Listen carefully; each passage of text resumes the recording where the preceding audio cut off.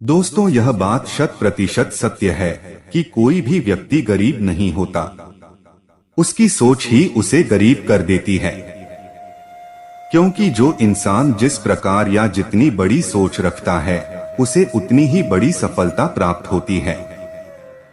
इंसानों की सोच में बस इतना सा ही फर्क होता है कि कोई व्यक्ति खुली आंखों से सपना देखते हैं तो कोई व्यक्ति बंद आंखों से। दोस्तों, आज इस वीडियो के माध्यम से हम उन बातों को जानेंगे जिससे आप एक ऐसी सोच विकसित करेंगे जिससे अपनी गरीबी को हमेशा के लिए समाप्त कर सकेंगे और फिर जीवन में कभी भी गरीबी नहीं देखनी पड़ेगी। तो चलिए अब आपका ज्यादा समय ना लेते हुए वीडियो को शुरू करते हैं। दोस्तों, एक समय की बात है, एक गुरु और शिष्य साथ में कहीं जा रहे थे। चलते चलते वह एक बड़े से खेत के पास पहुंचे।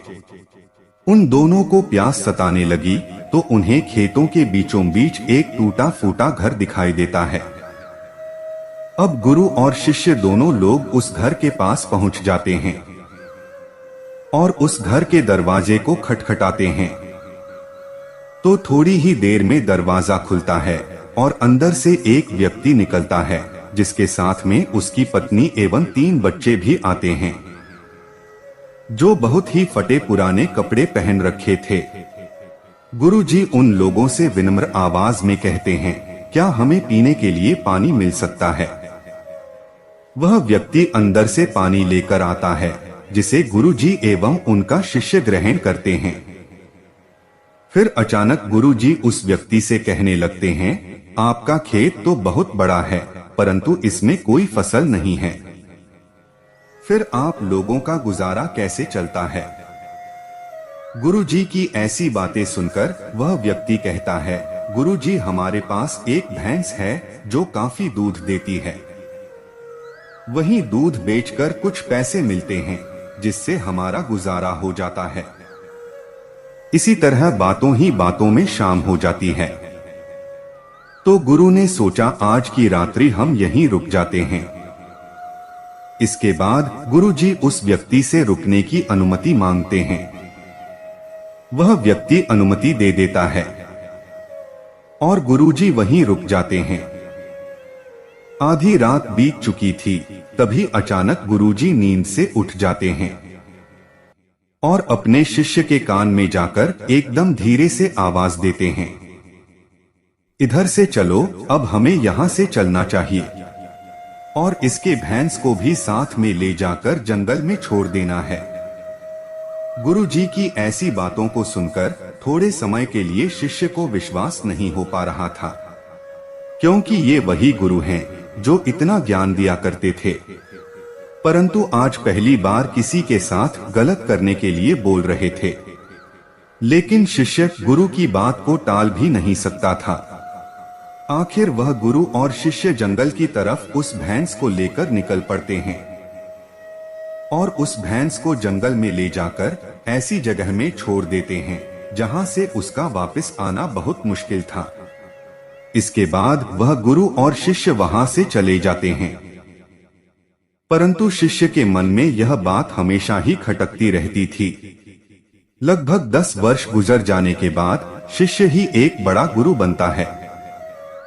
तो उसके मन में विचार आता है कि क्यों न उस व्यक्ति से मिला जाए जिसकी भैंस जंगल में छोड़े थे और उसकी कुछ आर्थिक मदद ही कर देंगे ताकि उसकी आगे की जिंदगी खुशहाल हो सके। इसी विचार से वह निकल पड़ा और कुछ ही समय में उस व्यक्ति के पास पहुंच गया। लेकिन वहां का दृश्य देखकर वह चकित हो जाते हैं, क्योंकि अब उस खेत में बहुत से वृक्ष थे जिसमें बहुत सारे फल भी लगे थे और झोपड़ी की जगह एक विशाल घर था। यह सब देखकर वो शिष्य मन में विचार करने लगा कि हो सकता है भैंस के चले जाने के कारण वह व्यक्ति सब कुछ बेचकर यहाँ से चला गया होगा। और यही सोचते हुए वापस लौटने लगते हैं, तभी उसकी नजर उस व्यक्ति पर पड़ती है। तो वहीं से उस व्यक्ति के पास जाकर कहते हैं, शायद आप हमें न पहचानते हैं, लेकिन कई वर्षों पहले मैं आपसे मिला था। तब वह व्यक्ति कहता है, मैं आपको कैसे भूल सकता है, आप तो उस दिन बिना बताए ही यहाँ से चले गए और उसी दिन हमारी भैंस भी न जाने कहाँ चली गई, जो आज तक नहीं लौटी। कुछ दिनों तक मैं बहुत परेशान रहा, कुछ समझ नहीं आ रहा था कि अब क्या करें, परंतु जीने के लिए कुछ न कुछ काम करना भी जरूरी था। इसीलिए मैंने लकड़ियों को काटकर बेचने का काम शुरू किया। जो भी पैसे मुझे मिले उसे मैंने अपने खेतों में खर्च करके फसल उगा लिया। फसल बहुत अच्छी हुई, जिसे मैंने फलों का एक बगीचा लगवा दिया, जिस बगीचे में बहुत अच्छे फल लगे और आज मैं शहर का फल बेचने वाला सबसे बड़ा व्यापारी हो गया। लेकिन यह सब कुछ कभी न हो पाता अगर वह भैंस यहाँ से न गई होती, क्योंकि उसी बहस के कारण मैं कोई दूसरा कार्य नहीं करना चाहता था। उसके जाने के बाद मैंने कार्य का दूसरा रास्ता चुना, जिससे मैं पैसा कमा सकूं। लेकिन आज मैं अपनी जिंदगी से बहुत खुश हूं और शहर का सबसे बड़ा व्यापारी भी हूं। यही बात सुनकर शिष्य कहता है, यह कार्य तो तुम पहले भी कर सकते थे। तब वह व्यक्ति बोला, कर तो सकता था, परंतु उस समय मेरी जिंदगी बिना मेहनत किए भी चल रही थी। इसी कारण मुझे कभी इस बात का एहसास ही नहीं हुआ कि मैं भी कभी कोई दूसरा काम कर सकता है। यही कारण है कि मैंने कभी कोशिश नहीं की, लेकिन भैंस के जाने के बाद मुझे इस बात का एहसास होने लगा कि मैं कोई दूसरा कार्य भी कर सकता है। और मैंने उसी समय यह दृढ़ निश्चय किया कि अब अपनी जिंदगी में जो कुछ भी करूंगा अपने दम पर करूंगा, और इसी संकल्प की वजह से आज इस मुकाम पर पहुंचा है।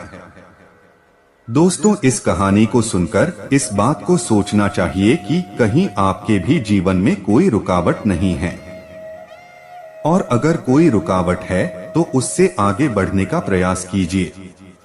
जो आपके पास है उसे खोने का भय मत करो, क्योंकि आपके पास खोने को बहुत कम है, लेकिन कामयाबी के बाद पूरी दुनिया प्राप्त करना भी आपके पास है। दोस्तों, आशा करते हैं कि यह वीडियो आपको अच्छी लगी होगी।